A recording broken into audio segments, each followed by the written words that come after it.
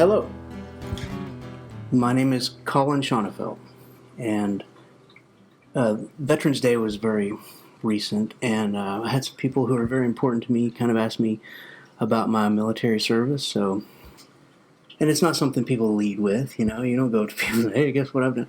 But I thought I would make this little video for posterity, and if anybody is interested in what I did in the military, they can watch this video. That'll be for my students, for my family, for my colleagues, and for anyone who is interested. I grew up in a little town called San Angelo, Texas. Yes, it's true. And in San Angelo, I woke up into this world. Now, I don't know why. Maybe I did something wrong in a previous life or something. I don't know. But I woke up into this world wanting to be an English teacher and a writer. So that's what I set out to try to do. And my mom, she told me, she said, you can do anything you want. I said, anything? She said, anything. So I decided to save the world. Save the world. I didn't do it. I can't do it, But somewhere along the lines, I realized that I can't save the world, but maybe with my students, maybe my students can, And so maybe together, maybe if I try to save the world with love and peace, reconciliation, joy, acceptance, then if I can ask other people to do that, then maybe then I can do it too.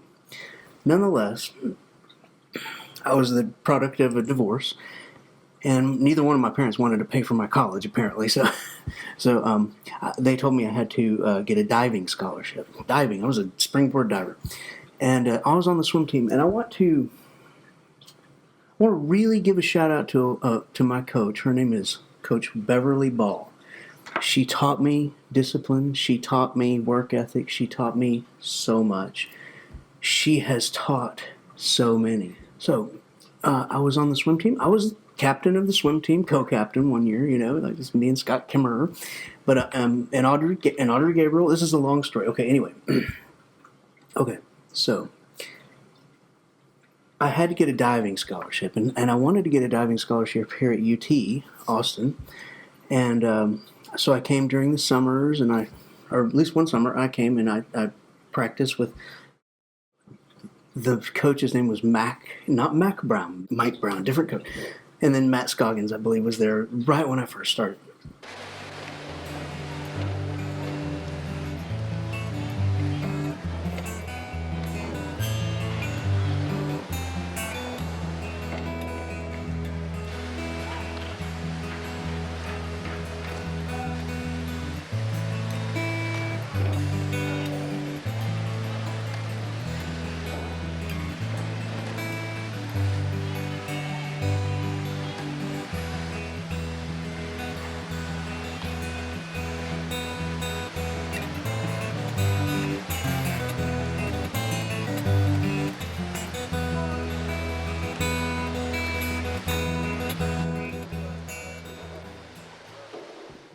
So, one day when I was a senior in high school, I was going to swim practice, and I was in the passenger seat of a Bronco 2, and the Bronco 2 rolled, and it rolled a bunch of times and threw me out and mangled me.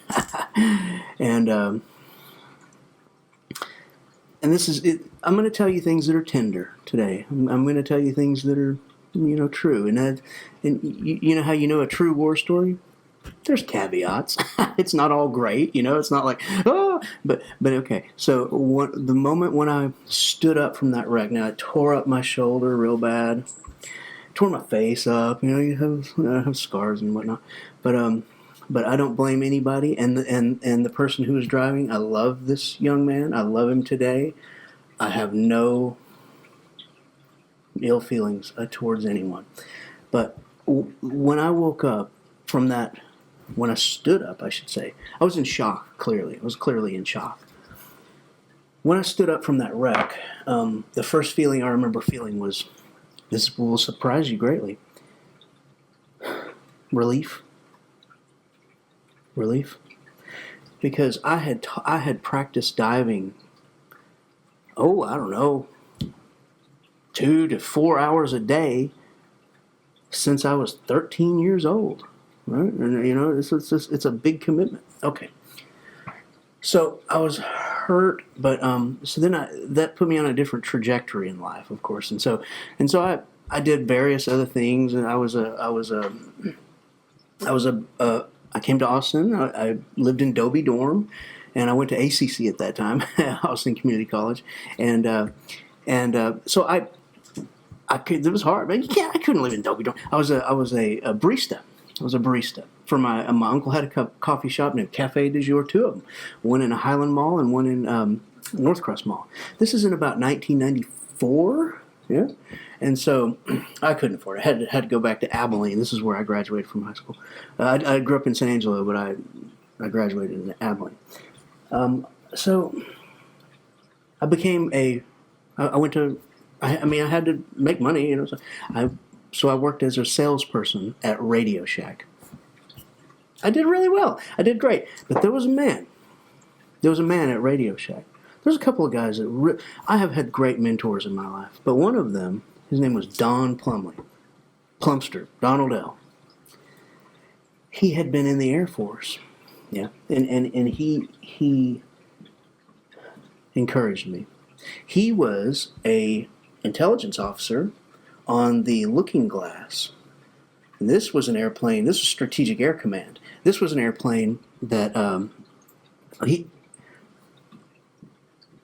have to be careful what I tell you, but he was highly, highly dialed in to all the intelligence of the world. Let's put it that way. There were certain topics he wouldn't talk about. Aliens would not talk about it, period. Done.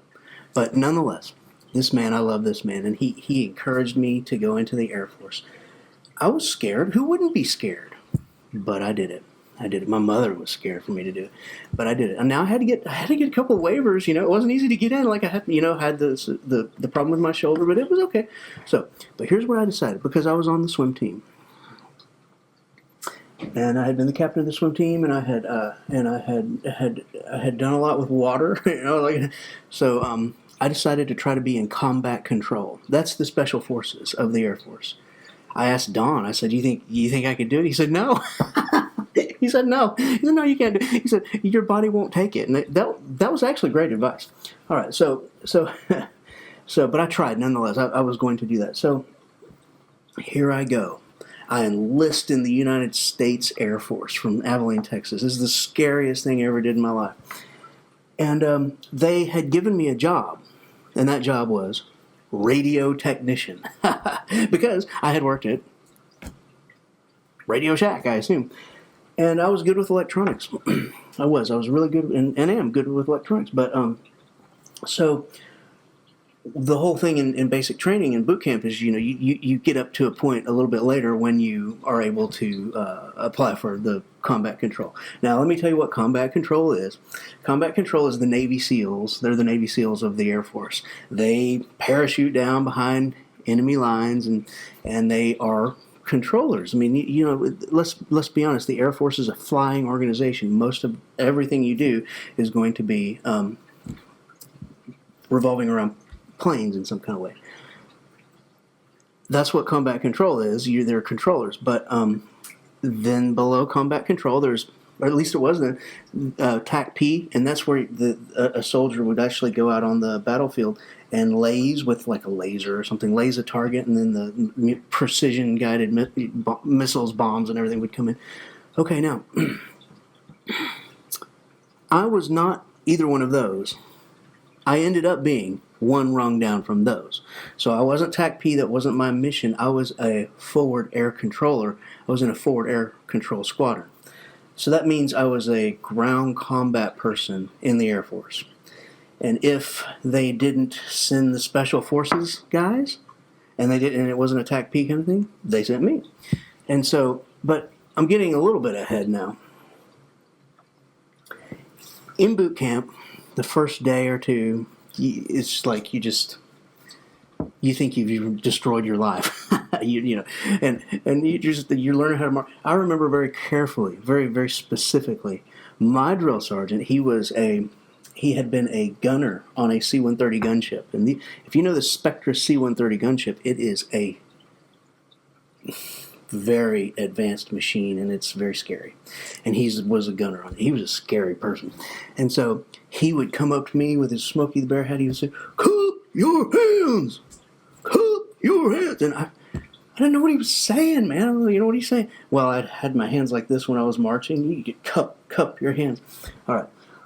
So I wanted to do whatever it was he was telling me to do. I wanted to do it desperately. Okay. So my first job in the Air Force was, we don't get to radio technician for a long time. My first job in the Air Force was shoe aligner. Yeah, I was the shoe aligner. And so I went and I aligned all the shoes and the whole thing, we had about, I don't know, it was about 50 people in a flight, 50 young men in a flight. And so I did a good job at it. But okay. So then they made me the chow runner. Chow runner is a very, very interesting, it's very scary. It's so scary. All right. So here you are. You're marching. You get 3 square meals a day in the Air Force, and it's good food too. And so here we are. We're out marching,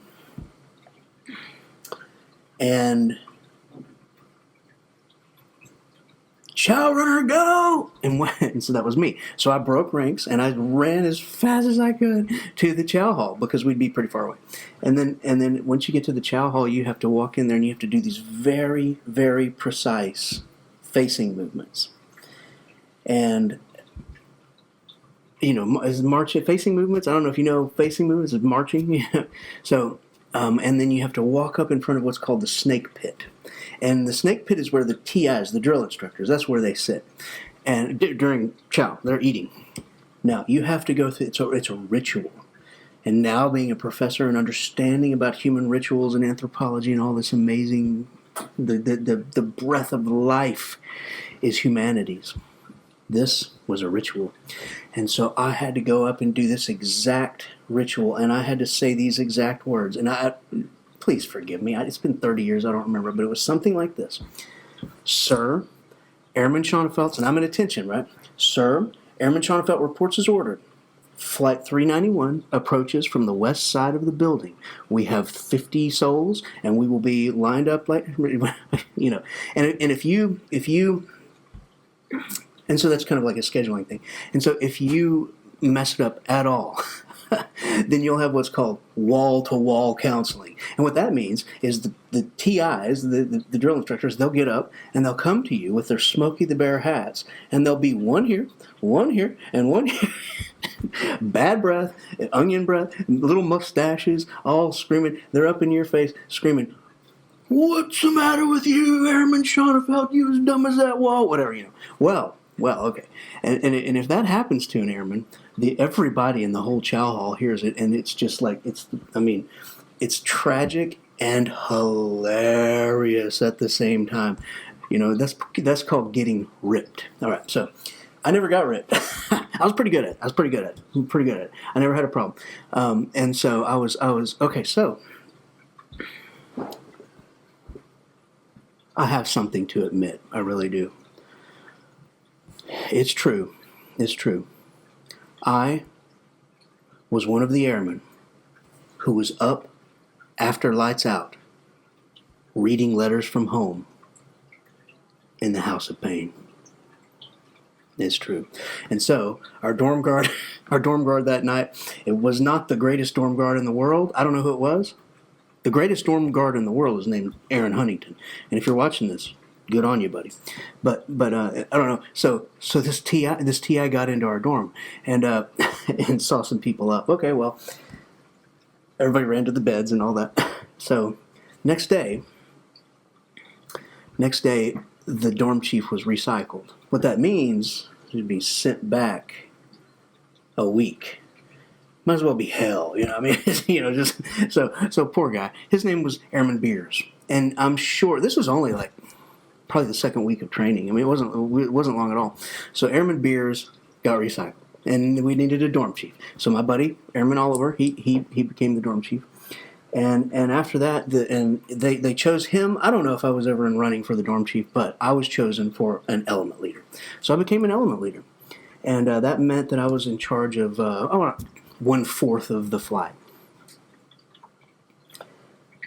Well, the first thing we had to figure out how to do was get 50 men through the showers in under I don't know, we had 15, 20 minutes or something. I don't know. We had a small amount of time. So we had to get these young men through the showers, and that was our first order of operations. Well, this is a story that really resonates with me. I've thought about it my entire life.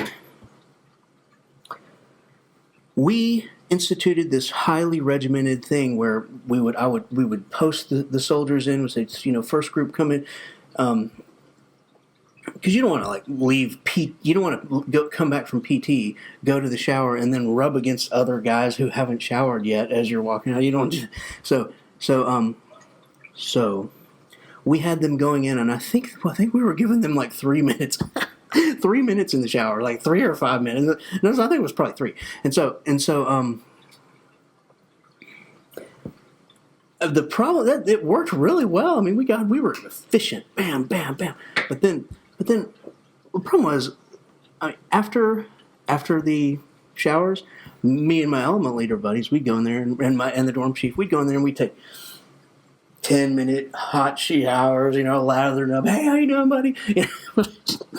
And so, all right, so my guys came to me and they told me, Airman Shanafelt, we don't like that.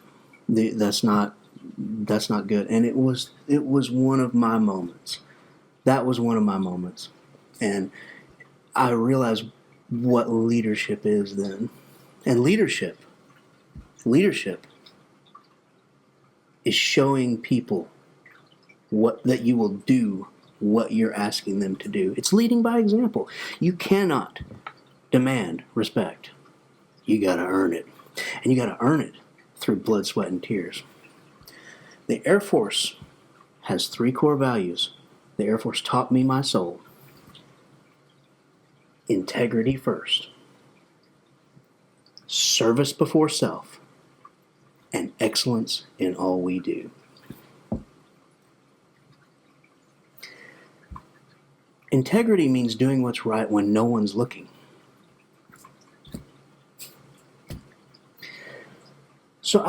So after that time, my guys would do anything for me. They would walk through fire, through hell, through anything for me because they knew I was humble. I would do anything for them. Okay. And I want to tell you, at night, every night, I recited poetry to them as we went to sleep. I recited The Raven. I knew I could recite The Raven, but it's true. And even now, I can look back at some of my books and things that they've written, and they thanked me. Thanks for the nighttime poetry. So I was always an English teacher, always English, always words, always ideas. You can save the world with words and ideas and love, if you try. And if we all do it, then it'll work. But then I didn't test for combat control because I was busy being the element leader, man. I was doing all this other stuff, so I didn't go take the test for the special forces combat control. But nonetheless, it was still on my records. I was going to go. So that is why I believe I got this lower kind of rung of, it's not special forces, but it's two rungs down, and it's called Forward Air Control. I was attached to a Forward Air Control squadron, and I'll tell you about that in a minute. So, but the second part of this story is school. So now they have to teach me how to be a radio technician. Now I want to say something. The Air Force was the most professional, sterling, wonderful, exceptionally bright and great organization I've ever been a part of. It's beautiful. It's wonderful. The United States Air Force, I love it to my core. I'm proud of everything that I did with the Air Force. I mean, I did my duty. I did my duty. And so, all right, so they had to teach me how to be a radio technician. All right, now, so that took forever, forever. When the Air Force trains you, the Air Force trains you. They train you very, very well. Well, first it was a 6-month program, but my class, my little class of radio technicians, we were so good that they chose us for this new initiative called MRT, as Mission Ready Technician. Oh yeah, okay. So all of a sudden, we had orders to. Oh, it was really hard. The Air Force can kind of, it can be tough. We had orders to leave. I think I was going to some other base, but then the next day they just rescinded our orders and said you're going to be here 6 more months or whatever. And so our tech school ended up being with Christmas and leave. I don't know. It ended up being like 13 months or something, and that was in Biloxi, Mississippi. I had the best time of my life there. It was so fun, and I maybe that's a little bit of an overstatement, okay? But you know, I was the coldest I've ever been in my life. We marched.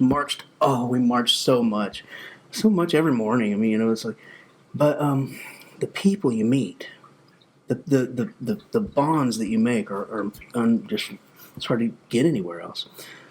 We were Air Force people. There was women. I cherish, value, respect, and celebrate women, both in the world and in the military, anywhere they are. I had women with me almost the whole time, except for in my basic training flight. We didn't have them there, but some of them did. They had co-ed flight. But anyway, the women I served with in the Air Force were spectacular. In school, we partied. We had a great time. We would go to Pensacola Beach and stay out there for 3 days, you know, sleep on the beach, have bonfires, you know, and it was wonderful. It was wonderful, wonderful time. It was also very hard because we were highly restricted. I mean, we were in school.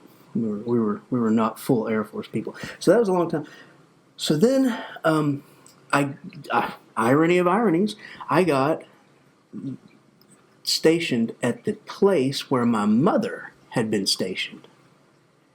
And she was stationed with her first husband, and his name was Jim Mizell.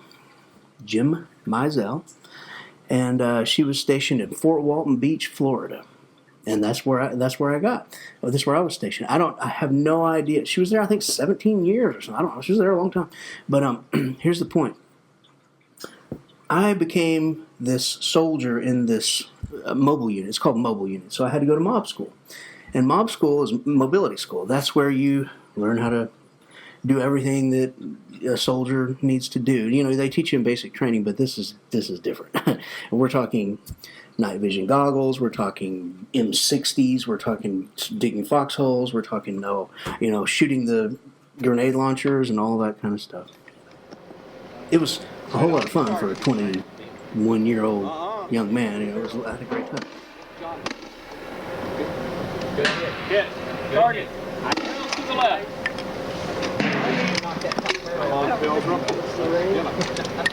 I'm sorry, 135 to 150. Okay, one round going for the left barrels. What distance you got? 150. Target. Take another one there. But that was training, and I tell people, you know, I've fired all the weapons. I've fired the AR-15 until I like to have melted I've melted some of these things, like the barrels. And if you're at night, I tell this story too. You know, if you're in a foxhole at night and you are your night vision goggles on, and you stay up 2-3 days, you know, because they'll tell you, oh, the Army Rangers are coming to attack your site, whatever, and you have to defend it. Well, you know, third day, you're up at midnight. You got your best buddy Shavo over here. He's craziest person you ever known. Hey, Shavo, and you know, you're looking through these goggles, and there's a tree line, of course, and so you're like, you will see Army Rangers. I don't care if they're there or not. You'll see them anyway. They're there. So it was great training, and we defended the site and everything. We drove the trucks and the Humvees, and I mean we crashed some of them sometimes. Just all in the course of training. Well, we were a part of an F-15 squadron. This is Eglin Air Force Base. This is 728th ACS, Air Control Squadron, and we were attached to the 33rd Fighter Wing, which flew the F-15 Eagle. All right, great. Well, our primary theater of operations was the Sandbox, Middle East. So very quickly, I was notified that you'll be going to Kuwait. Now, this is probably around. I need to be careful on the dates. This was probably around 96 and 97. Yeah, when I was in Kuwait. I was there a long time. And anyway, in any event, what happened was this.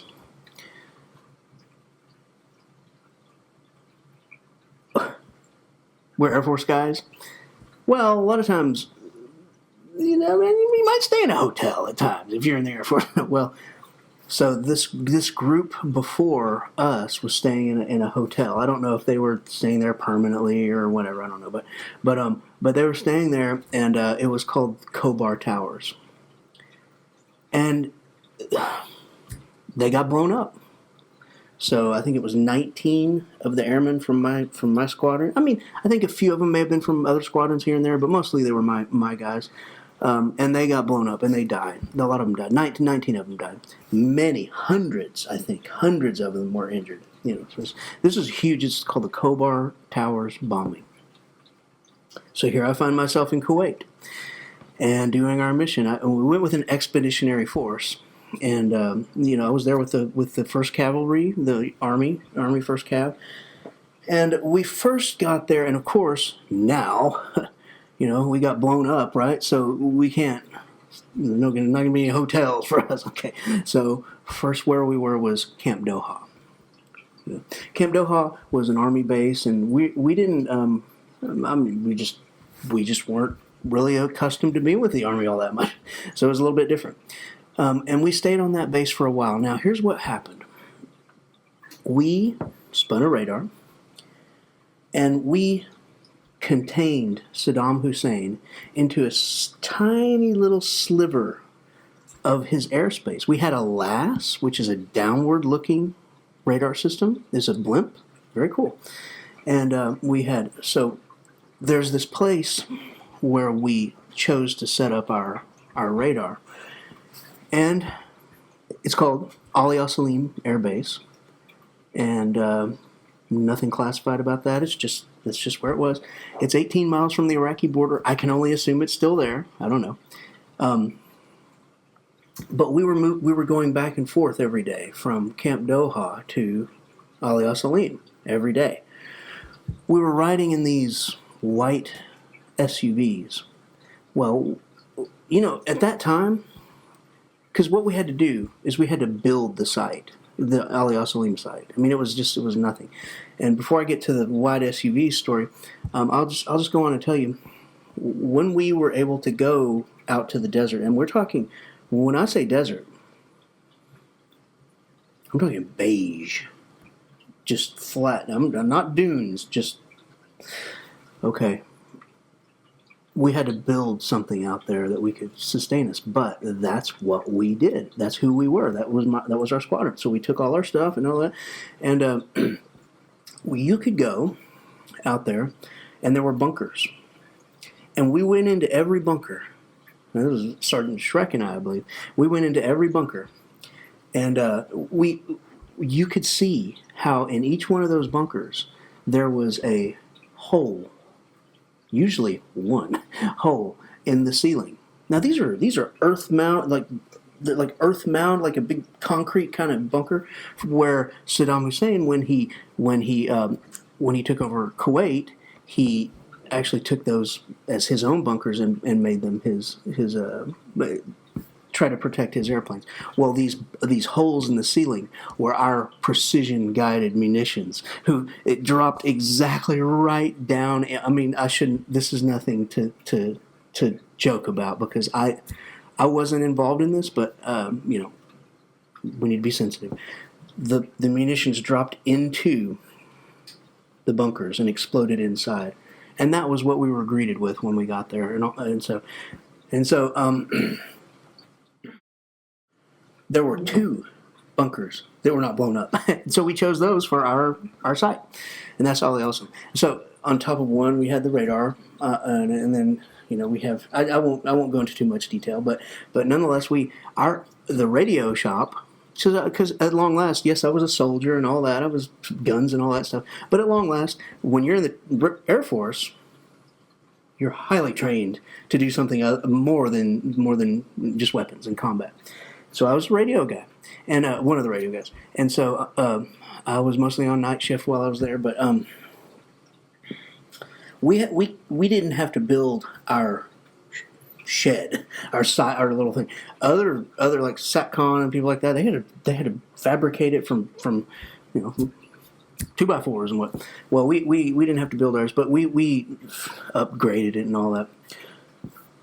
When I was in Kuwait, a couple of things happened, and I want to just preserve these stories for whomever may care.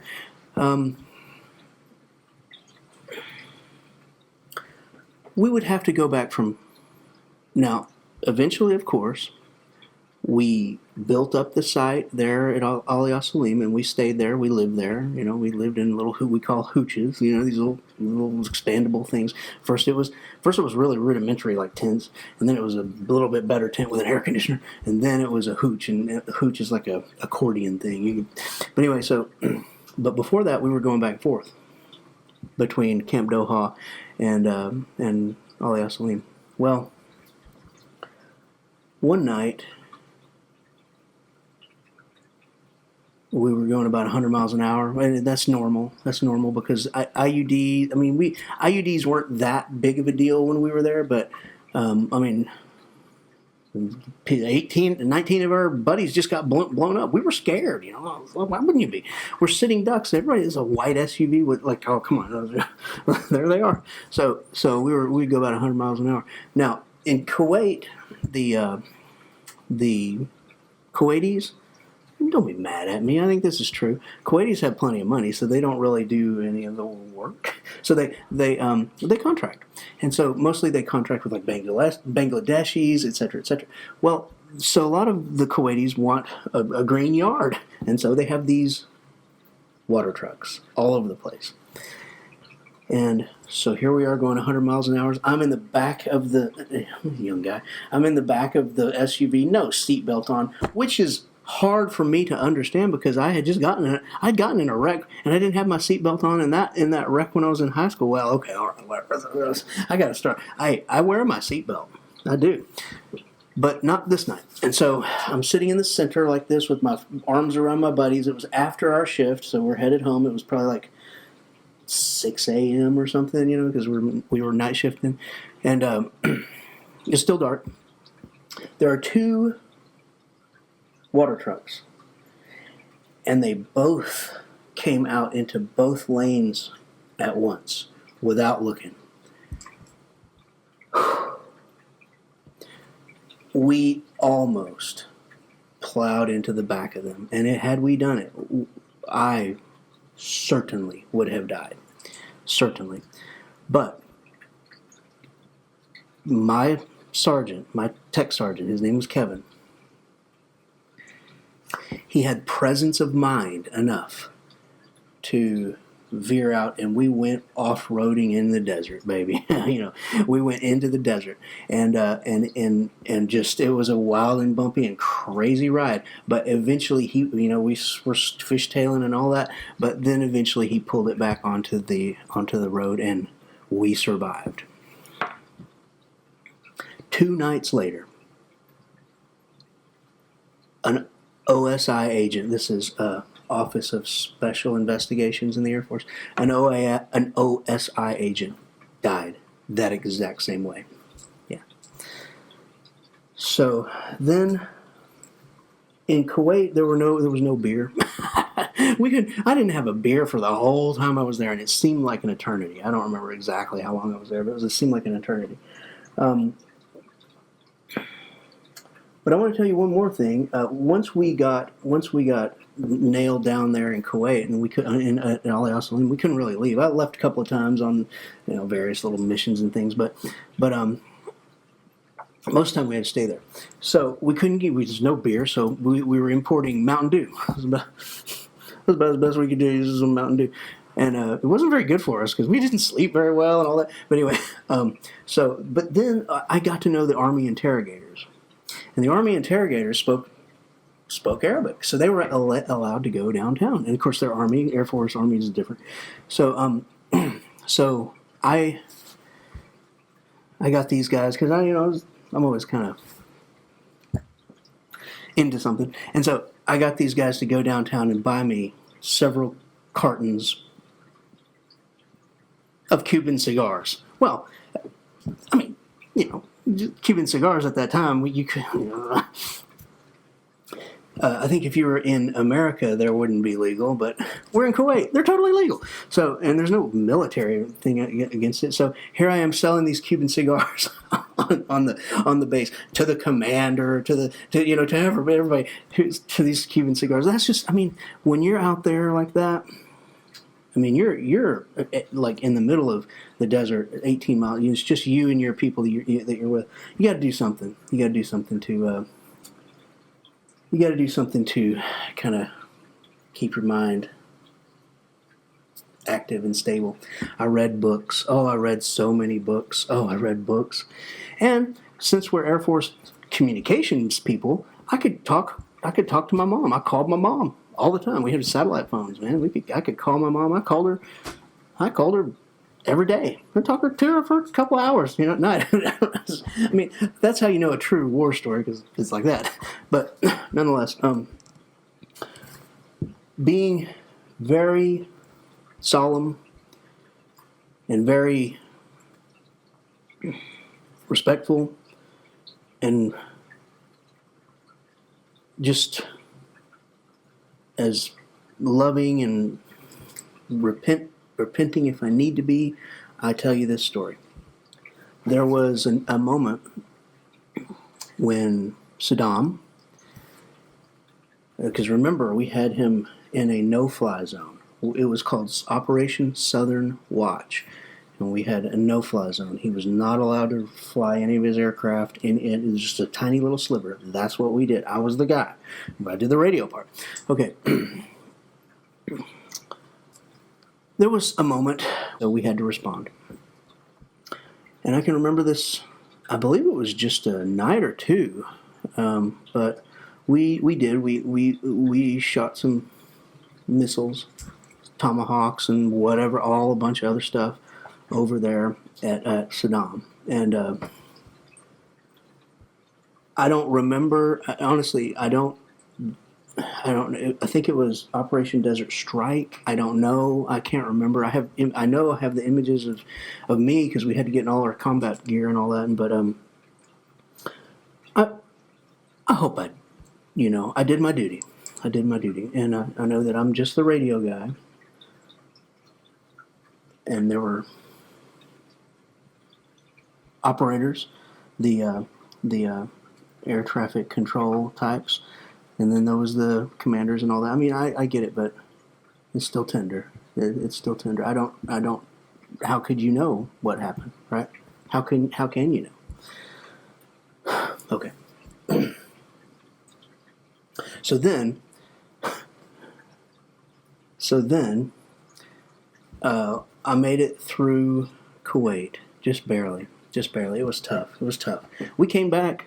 We came back. We were kind of heroes. I don't know, kind of heroes. Welcome home. Well, you made it, because the last people didn't make it. So I moved into one of the dead guys' dorm room, and that was. Sorry. And I got a better dorm and all that. And I got a medal for that.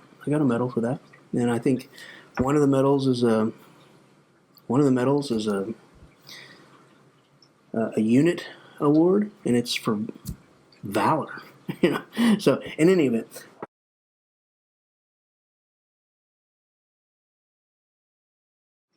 Fort Walton Beach is great, but I was deployed most of the time. So it wasn't very long. It wasn't very long before they said you're going to go to Colombia.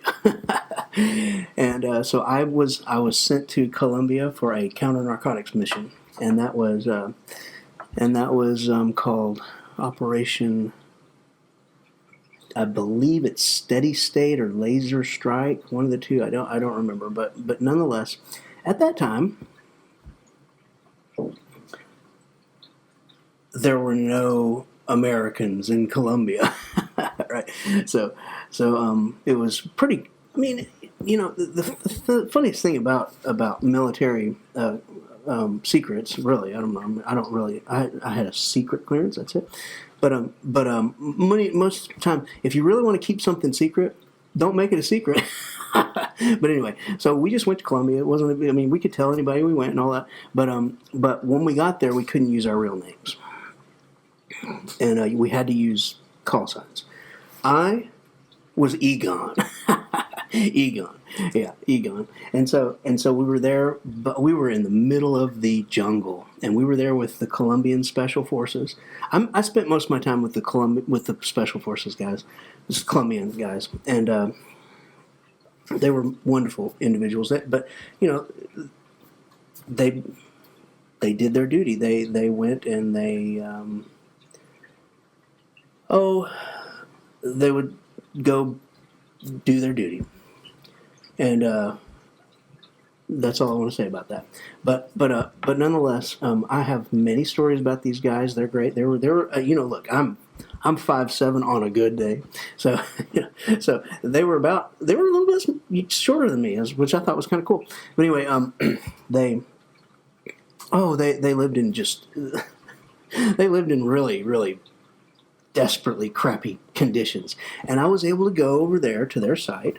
And I was able to fix all of their radio. They didn't have like antennas set up properly. I was able to fix all their radio equipment and all their stuff. And I became really good friends with them. And then the funniest thing of all is that my stepfather was this great fisherman.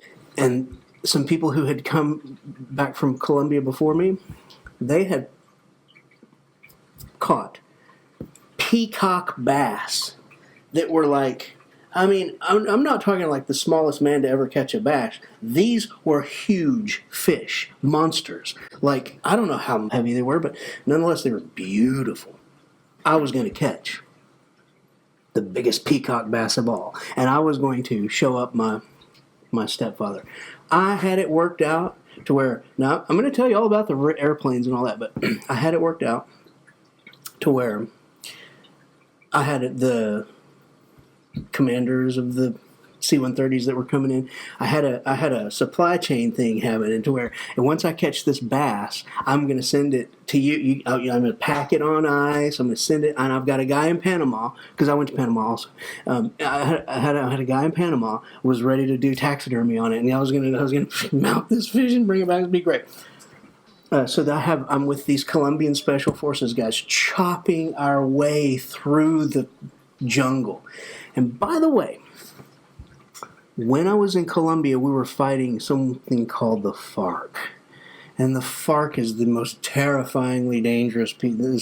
They were this revolutionary group. The FARC, their whole thing was to capture Americans and torture them for like 10 years, hold them ransom. I mean, they're tough hombres. Well, they're out there in the jungle, so I mean, that's where they are, and they're after us. They knew there were Americans there. In fact, the time before, I was talking about Navy SEALs and all that, and I did hang out with the Navy SEALs a few times. They were over there at Hurlburt Field, which is next to where I was, and you just kind of cross paths with these. We had a guy, Dan, who had been attached to them, and he took us over there, and we got to know these Navy SEALs and all that. So it's a small world, but the time before me in Colombia, they had been attacked by the FARC. And I don't think I can say too much about that. But the Navy SEALs came, and that was the Combat Control Navy SEALs. It's like, Special Forces, they kind of mix. Well, they had come and they just blew up the forest, and like just to show that to show the FARC that we were there. So it was a little bit safer when I was there. I mean, it was a little bit safer, but it still was not safe at all, And so here I am with these Colombian Special Forces guys chopping through the jungle. I mean, I'm talking like chopping through the jungle with machetes to go catch these peacock bass. Alison and Fernando.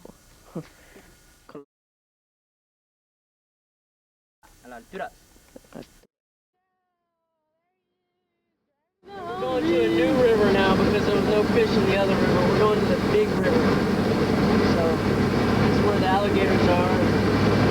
Maybe we'll see one. Now, I was like an incredibly important person in Colombia, and that's not my ego. It's just I was the radio guy. I was what's called the A1CIC. That means the Airman First Class in Charge of the radio shop, and so of the radio, and so like if you have to bug out, we're behind, like we're in serious place here. If you have to bug out, who do you want with you? Well, the commander and the radio guy. So anyway, so I operated this Humvee called the Follow Me Humvee. So it was like just my vehicle. I could do whatever I wanted.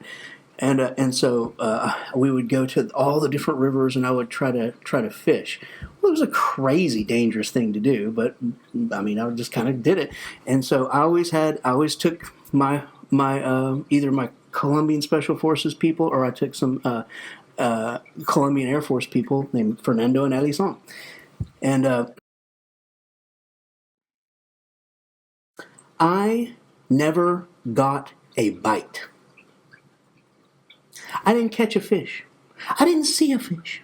I didn't see a fish flop. I didn't see. No fish were harmed in the commission of the.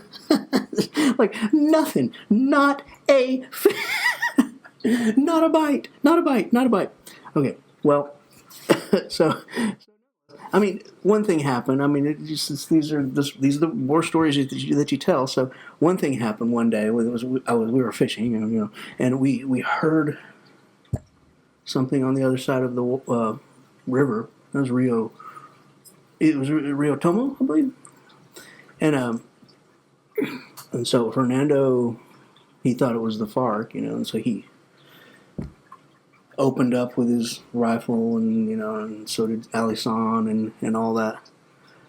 I mean, I don't know what happened with that, but I'm gonna be honest. I think it was. I don't think it was the FARC. You know what I think it was? I think it was a river seal. No, like a seal, like like an animal, because they have them there. Okay, so, but it could. I don't. That's just another kind of tender thing, but. But so then, because I was so inept at catching fish, I one of the things that I did in Colombia was I did so much. I was so busy.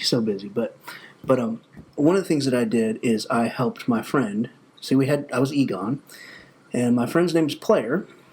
And we were always working with fire for some reason. We were burning the trash. We were making fire breaks around the site. We were doing all this stuff because, believe it or not, for whatever reason, the jungle just catches on fire all the time. And we didn't want to catch on fire with it.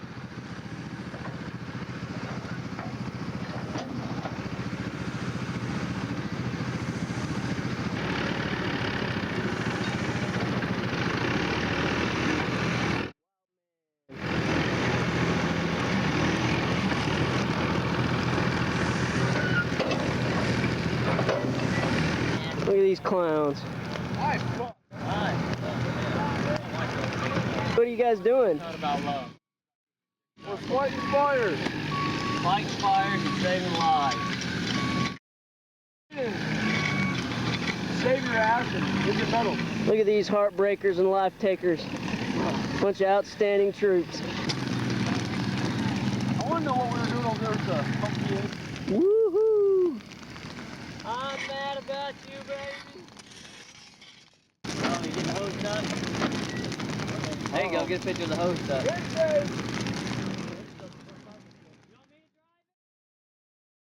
So, but anyway, we were doing fire breaks. Well, you got to burn the trash. Well, every day I'd be out there and I'd hear this. If I wasn't with my friend Player, now my friend Player, his name was Player, and he was a good-looking young man. He was about 22. He's a firefighter, and he was there in Colombia with me. And we were good buddies. They called him Player because he was a player. I don't know. And he was a good-looking guy. Well, I would be out. I strung all this wire to all these defensive fighting positions and putting up antennas, and I repaired all these radios and this I set up HF radio between us and I think it was one of the other detachments or something. But I'd be out there doing my job, and I'd hear this, and at first you're kind of, well, it's Player blowing up the trash, and his other firefighter buddies, and so well, what you do is you get gasoline. We're just, come on, man, we're young guys. Well, my father there in San Angelo, Texas, taught me how to use gasoline when I was a kid, and he taught me that it's not the gasoline liquid per se; it's the fuel air mix. And what happened to poor Player one day is that he allowed the fuel air mix of the gasoline to encircle him, and then he lit it trying to make a larger explosion, and he got burned up. I think Player got burned up. And I was looking on. This is my most traumatic memory, and I want to be very careful. I didn't see Player burn. And I think he lived, but I don't know. I don't know. I didn't see him burn, but I have seen him burn.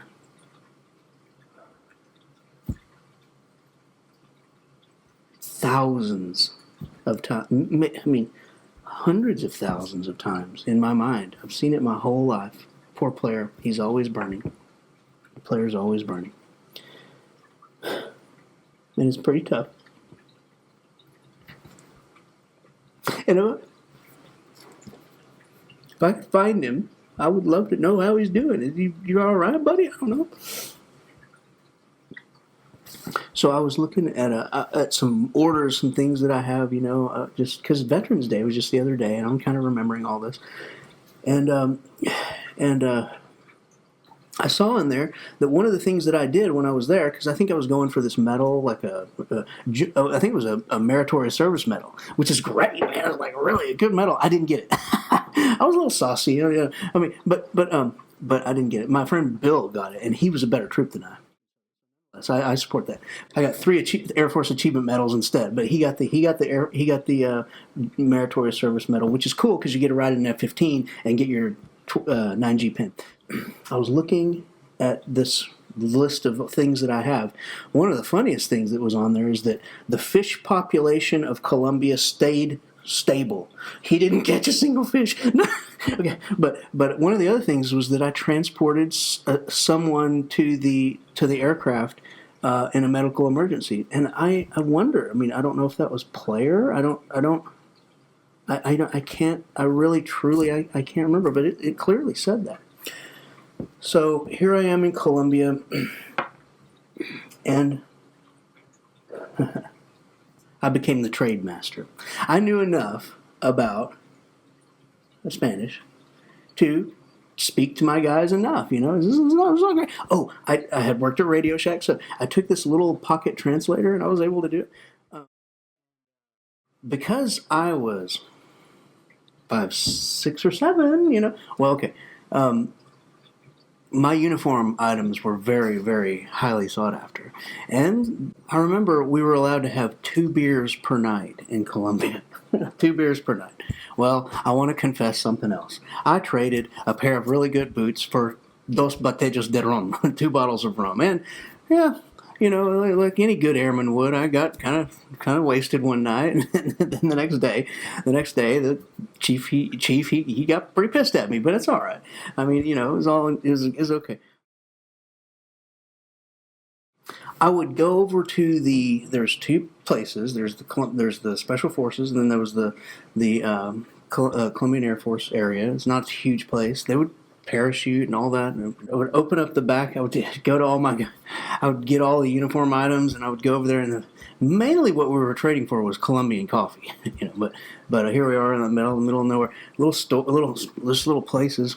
I mean, there's not really, to be honest, there was almost nothing out there. Almost nothing. It was on the very edge of the Venezuelan border.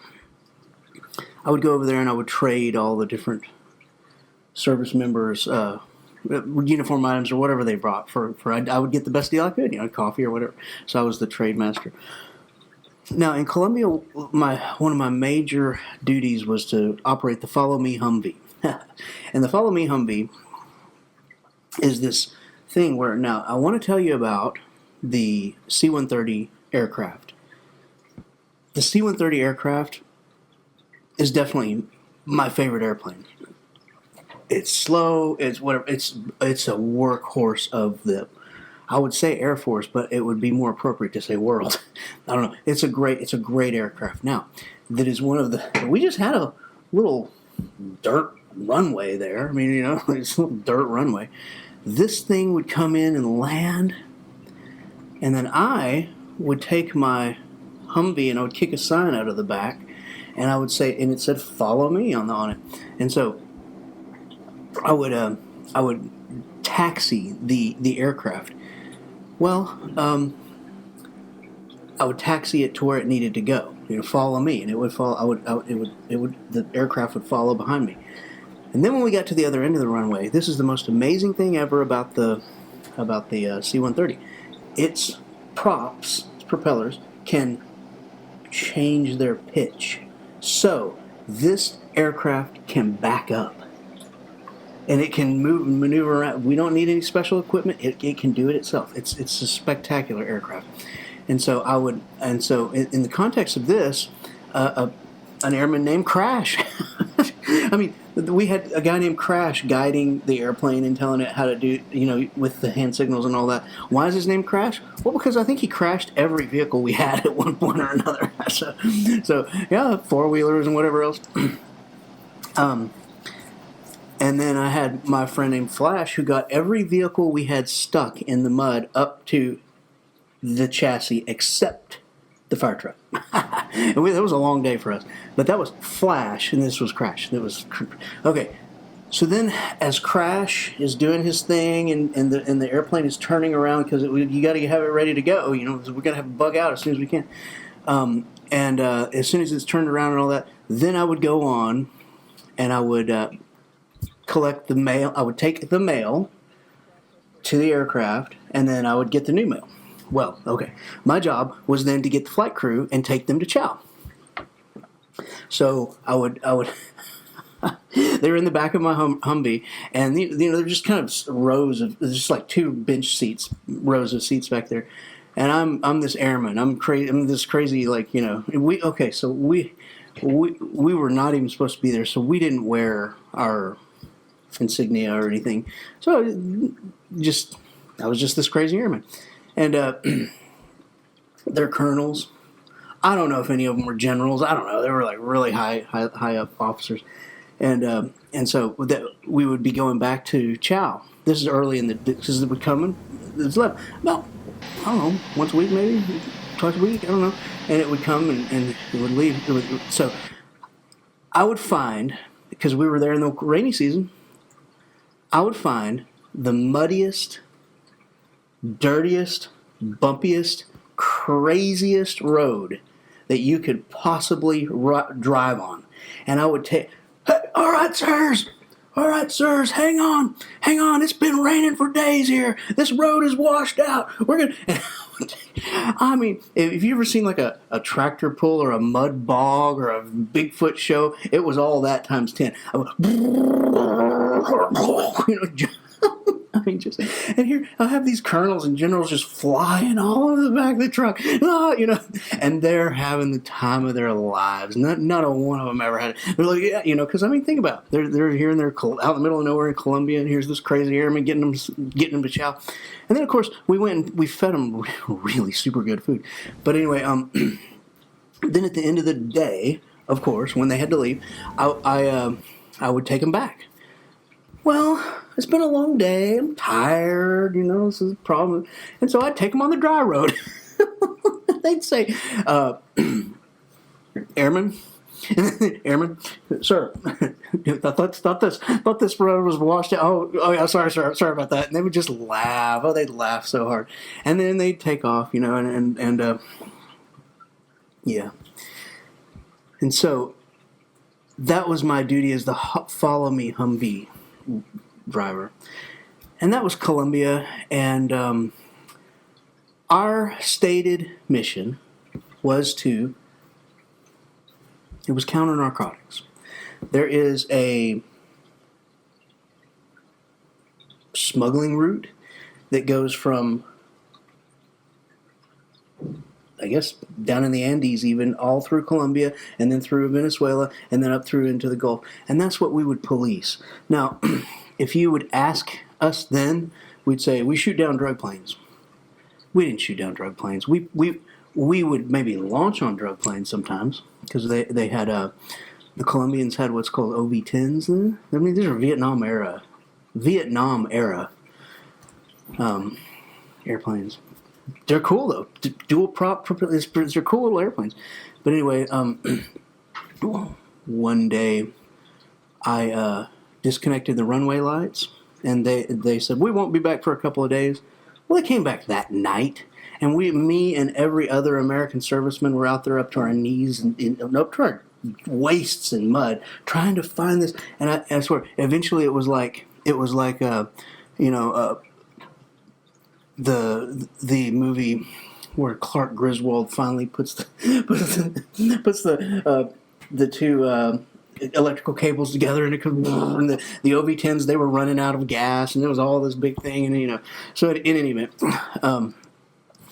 so our stated mission was to watch for drug planes, and we did a good job of it. We sent intelligence. It was a long thing. We never shot down any drug planes while I was there. Not that I know of. They don't tell me everything. I don't know. But we didn't. Now, did we launch on some? Absolutely.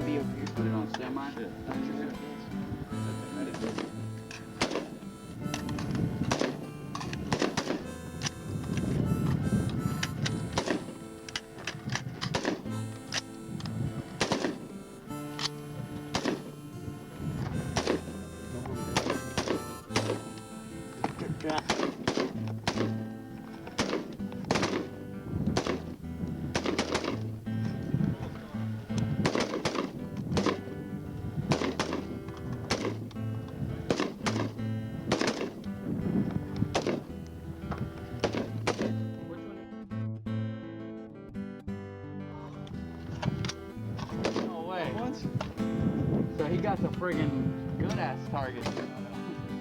Maybe. Well, hey, why don't you just count it? You got 4. Let me fire again. What did you hit? 17. And this is his target. My target. 22, 24, 26. Okay, that's 30, 34. 34 points. Oh, le ayudó, muy bien. That's messed up. I think they're dead. All right. Yours he got? I Yeah, think they're dead. Hey, you want me to fire again?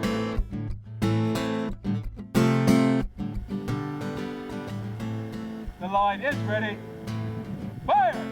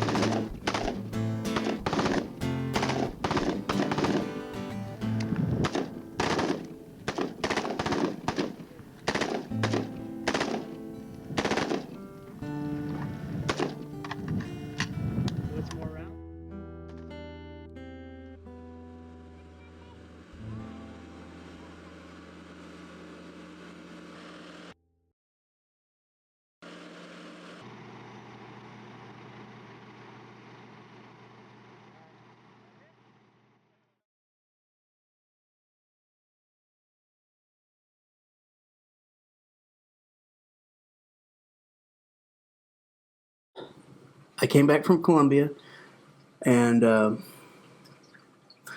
decided to go to. I had to the whole. Now I want you to know I was always taking classes.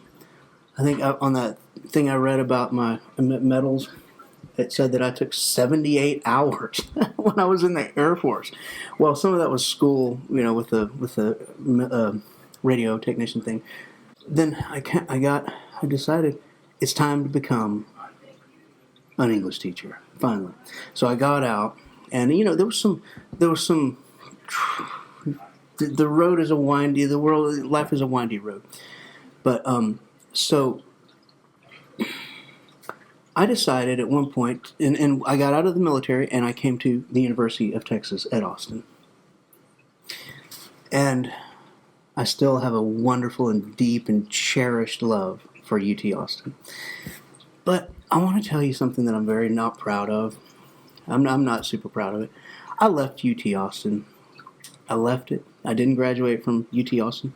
And I went to Texas State because they had a program for veterans, and I went back into ROTC. So I did another year of service in ROTC and it was active duty ROTC, and that was at Texas State University. So I ended up graduating from Texas State University, and my highest rank really was senior airman, but I guess my highest rank was officer candidate, because that's what. Now, I started to feel. I was married at that time now, again, and I'm still married to the same wonderful woman. I started to feel we're just not right about going back into the Air Force. I wanted to be an English teacher and a writer and eventually a professor. And so I started feeling kind of a pain in my side and stuff, and I don't know. So it wasn't a big deal. I was active duty for about a year there, ROTC. But then I decided to get out. I decided to just call it good. 1 week after I got out of active duty ROTC, 9/11 occurred. So my life would have been very much different had I done that. So my service took place after Desert Storm. Even though my orders say Desert Storm, it was after Desert Storm and before the Iraqi War.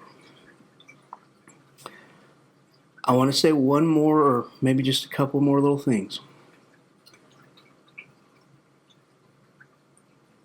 I was the guy who contained Saddam Hussein. We had him in a narrow little strip. He was no threat to us. I was the guy who helped shoot some missiles at him when he did some bad stuff. And so when we pivoted and decided to go attack Iraq after 9/11, I did not agree. I protested it. I was against it. I'm still against it. But I want to make very clear that does not mean I call anyone's service into question. We did our duty. Now, there are two things. The first thing they teach you in the Air Force, I guess, is to take your hat off when you walk in the door. But a very close second is that you do not have to follow an unlawful order. Sir, I was just following orders, does not work.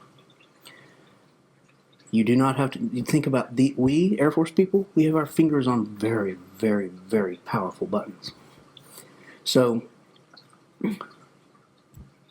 integrity first. Service before self. Excellence in all we do. And I took those values to heart. And I was against the Iraqi war, but I'm not against anyone who had to do their duty in that time.